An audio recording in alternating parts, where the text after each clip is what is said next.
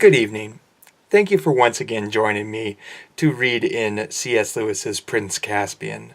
Tonight we will be reading Chapter 8. Chapter 8. How They Left the Island. "And so," said Trumpkin, "for as you have realized, it was he who had been telling all this story to the 4 children sitting on the grass in the ruined hall of Caper. And so I put a crust or 2 in my pocket, left behind all weapons but my dagger, and took to the woods in the grey of the morning. I'd been plugging away for many hours when there came a sound that I'd never heard the like in my born days. I won't forget that. The whole air was full of it, loud as thunder, but far longer. Cool and sweet as music over water, but strong enough to shake the woods. And I said to myself, if that's not the horn, call me a rabbit. And a moment later, I wondered why he hadn't blown it sooner." "What time was it?" asked Edmund. "Between 9 and 10 o'clock, said Trumpkin. "Just when we were at the railway station," said all the children, and looked at one another with shining eyes. "Please go on," said Lucy to the dwarf. "Well, as I was saying, I wondered, but I went on as hard as I could pelt. I kept on all night, and then, when it was half light this morning, as I'd no more sense than a giant, I risked a short-cut across open country to cut off a big loop of the river, and was caught. Not by the army, but by a pompous old fool who was charge of a little castle which is Miraz's last stronghold toward the coast. I needn't tell you that they got no true tale out of me, but I was a dwarf, and that was enough. But lobsters and lollipops, it is a good thing the Shinchel was a pompous fool. Anyone else would have run me through then and there. But nothing would do for him short of a grand execution, sending me away down to the ghosts in the full ceremony way. And then this young lady," he nodded at Susan, "does her bit of archery, and it was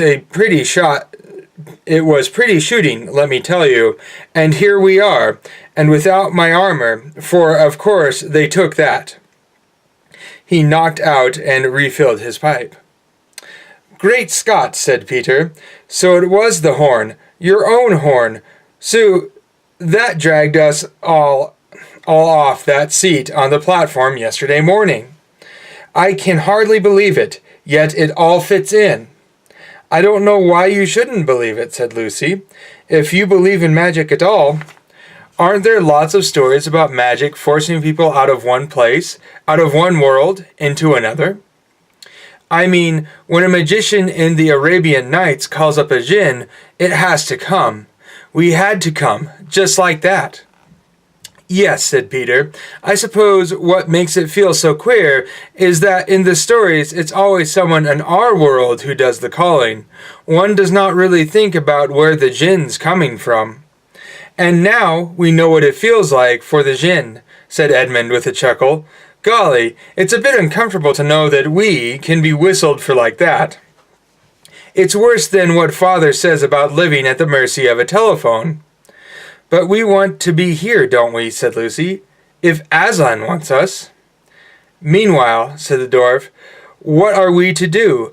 I suppose I'd better go back to King Caspian and tell him no help has come." "No help," said Susan. "But it has worked, and here we are."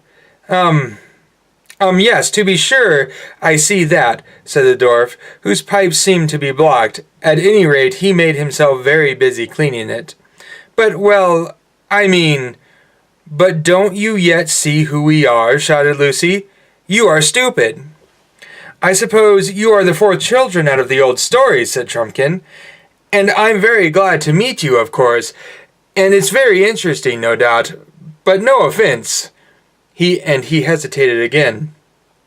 "Do get on and say whatever you're going to say," said Edmund. "Well then, no offense," said Trumpkin, "but you know, the king and Truffle Hunter and Dr. Cornelius were expecting, well, if you see what I mean, help.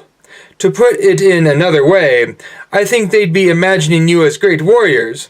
As it is, we're awfully fond of children and all that, but just at the moment, in the middle of a war. But I'm sure you understand." "You mean you think we're no good," said Edmund, getting red in the face. "Now pray don't be offended," interrupted the dwarf. "I assure you, my dear little friends—" "Little from you is really a bit too much," said Edmund, jumping up. "I suppose you don't believe we won the Battle of Birna. Well, you can say what you like about me, because I know—" "There's no good losing our temper," said Peter.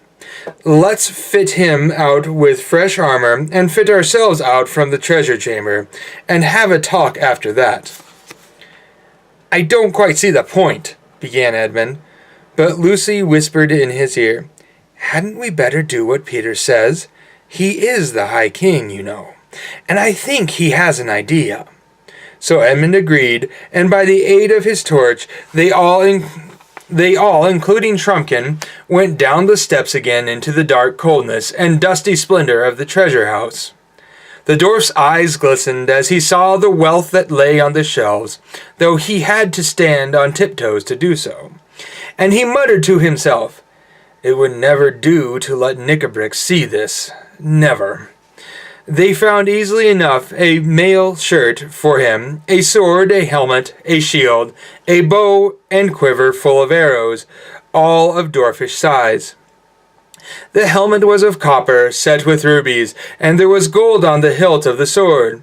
Trumpkin had never seen, much less cared, so much wealth in all his life. The children also put on mail shirts and helmets. A sword and shield were found for Edmund, and a bow for Lucy.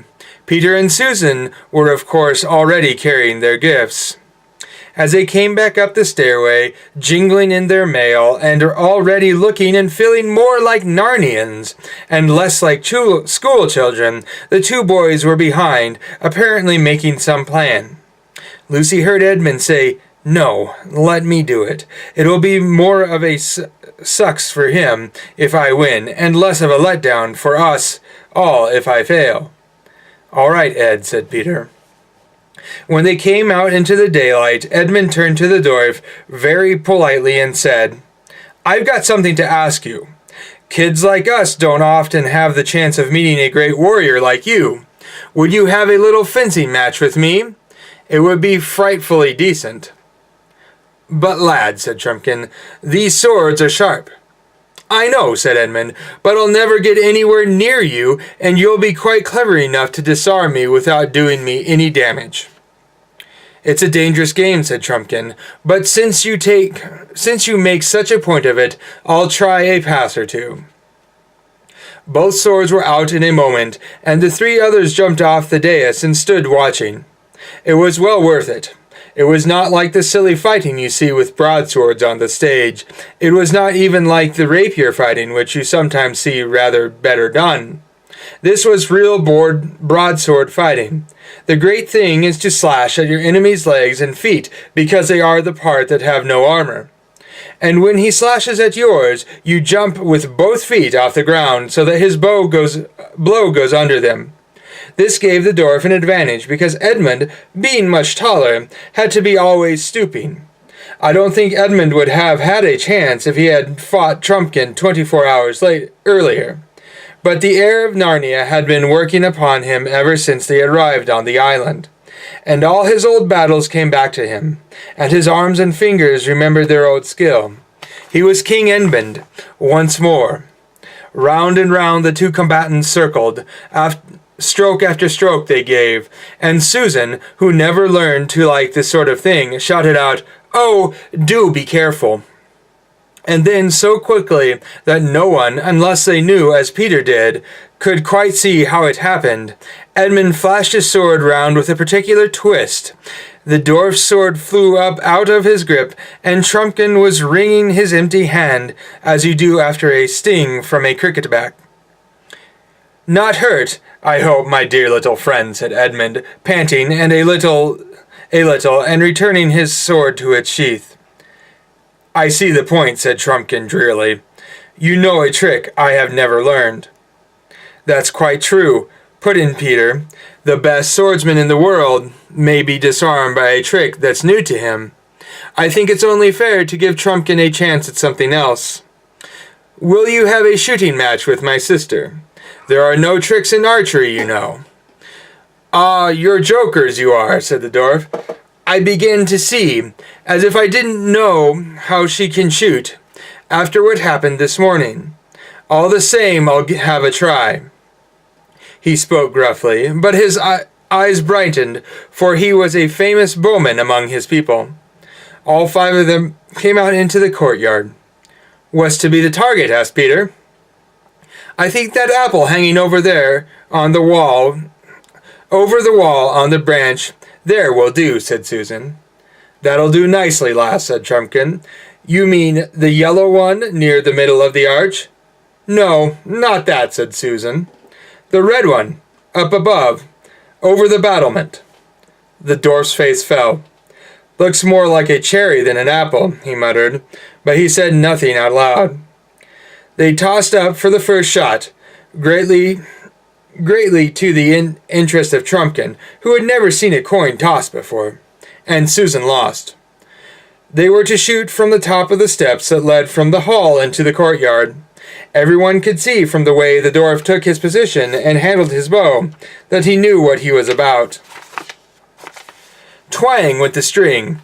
It was an excellent shot. The tiny apple shook as the arrow passed, and the leaf came fluttering down. Then Susan went to the top of the steps and strung her bow. She was not enjoying her match. She was not enjoying her match half so much as Edmund had enjoyed his. Not because she had any doubt about hitting the apple, but because she not because she had any doubt about hitting the apple, but because Susan, who was tender-hearted, that almost hated to beat someone who had been beaten already. The dwarf watched her keenly as she drew the shaft to her ear, and a moment later, with a little soft thump, which they could all hear in that quiet place, the apple fell to the grass with Susan's arrow in it. "Oh, well done, Sue!" shouted the other children. "It wasn't really any better than yours," said Susan to the dwarf. "I think there was a tiny breath of wind as you shot." "No, there wasn't," said Trumpkin. "Don't tell me. I know when I am fairly beaten. I won't even say that the scar of my last wound catches me a bit when I get my arm well back." "Oh, are you wounded?" asked Lucy. "Do let me look." "It's not a sight for little girls," began Trumpkin. But then he suddenly checked himself. "There I go talking like a fool again," he said. "I suppose you're as likely to be a great surgeon as your brother was to be a great swordsman, or your sister to be a great archer." He sat down the steps and took off his haberbrack and slipped down his little shirt, showing an arm, hairy and muscular, in proportion, as a sailor's, though not much bigger than a child's. There was a clumsy bandage on the shoulder which Lucy proceeded to unroll. Underneath, the cut looked very nasty, and there was a good deal of swelling. "Oh, poor Trumpkin," said Lucy. "How horrid!" Then she carefully dripped onto it a single drop of the cordial from her flask. "Hullo, eh? What have you done?" said Trumpkin. But however he turned his head and squinted and whisked his beard to and fro, he couldn't quite see his own shoulder. Then he felt it as well as he could, getting his arms and fingers into very difficult positions, as you do when you're trying to scratch a place that is just out of reach. Then he swung his arm and raised it and tried the muscles, and finally jumped to his feet crying, "Giants and junipers! It's cured! It's as good as new!" After that he burst into a great laugh and said, "Well, I've made a big fool of myself, as ever a dwarf did. No offence, I hope. My humble duty to your majesties all, humble duty, and thanks for my life, my cure, my breakfast, and my lesson." The children all said it was quite all right, and not to mention it. "And now," said Peter, "if you've really decided to believe in us—" "I have," said the dwarf. "It's quite clear what we have to do. We must join King Caspian at once." "The sooner the better," said Trumpkin. "My being such a fool has already wasted about an hour." "It's about 2 days' journey that way, the way you came," said Peter. "For us, I mean. We can't walk all day and night like you dwarves." Then he turned to the others. "What Trumpkin calls Aslan's How is obviously the stone table itself. You remember it was about half a day's march, or a little less, from there down to the fords of Berna. Berna's Bridge, we call it," said Trumpkin. "There was no bridge in our time," said Peter. "And then from Berna down to here was another day and a bit. We used to get home about tea time on the second day, going easy. Going hard, we could do the whole thing in a day and a half, perhaps. But remember, it's all woods now," said Trumpkin, "and there are enemies to dodge." "Look here," said Edmund. "Need we go by the same way that our dear little friend came?" No more of that, your majesty, if you love me," said the dwarf. "Very well," said Edmund. "May I see your DLF?" "Oh, Edmund," said Susan, don't keep on at him like that." "That's all right, lass. I mean, your majesty," said Trumpkin with a chuckle. "A jibe won't raise a blister." And after that they often called him DLF, till they'd almost forgotten what it meant. "As I was saying," continued Edmund, "we needn't go that way. Why shouldn't we row a little south till we come to Glasswater Creek, and row up it? That brings us up behind the hill of the stone table, and we'll be safe while we're at sea. If we start at once, we can be at the head of Glasswater before dark, get a couple hours sleep, and be with Caspian pretty early tomorrow." "What a thing it is to know the coast," said Trumpkin. "None of us knows anything about Glasswater." "What about foods?" asked Susan. "Oh, we'll have to do with apples," said Lucy. "Do, let's get on. We've done nothing yet, and we've been nearly 2 days. And anyway, no one's going to have my hat for a fish basket again," said Edmund. They used one of the raincoats as a kind of bag and put a good many apples in it. Then they all had a good long drink at the well, for they would meet no more fresh water till they had landed at the head of the creek, and went down to the boat. The children were sorry to leave Caperville, which, even in ruins, had begun to feel like home again. "The DLF had better steer," said Peter, "and Ed and I will each take an oar. Half a moment, though. We'd better take off our mail. We're going to be pretty warm before we're done. The girls had better be in the bows and shout directions to the DLF, because he does not know the way. You'd better get us a fair way out to sea till we've passed the island." And soon the green wooded coast of the island was falling behind them, and its little bays and headlands were beginning to look flatter, and the boat was rising and falling in the gentle swell. The sea began to grow bigger all around them, and in the distance bluer, but close round the boat it was very green and bubbly.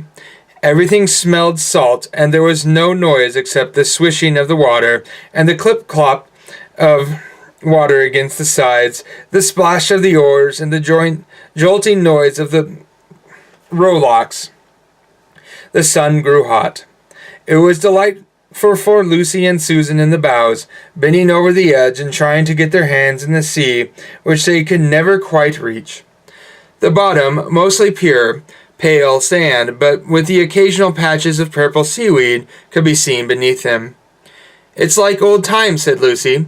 "Do you remember our voyage to Terabithia and Galma and the 7 Isles and the Long Islands?" "Yes," said Susan.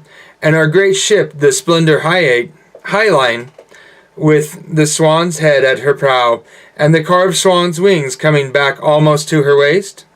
And the silken sails and the great stern lanterns? And and the feasts on the poop, and the musicians. Do you remember when we had the musicians up in the rigging playing flutes so that it sounded like music out of the sky? Presently Susan took over Edmund's oar, and he came forward to join Lucy. They had passed the island now and stood closer to the shore. All wooded and deserted. They would have thought it very pretty if they had not remembered the time when it was open and breezy and full of merry friends. "Phew, this is getting grueling work," said Peter. "Can I row for a bit?" said Lucy. "The oars are too big for you," said Peter, shortly, not because he was cross, but because he had no strength to spare for talking. And this ends Chapter 8 of C.S. Lewis's Prince Caspian. Thank you for joining me, and until I see you again, be kind and good to each other.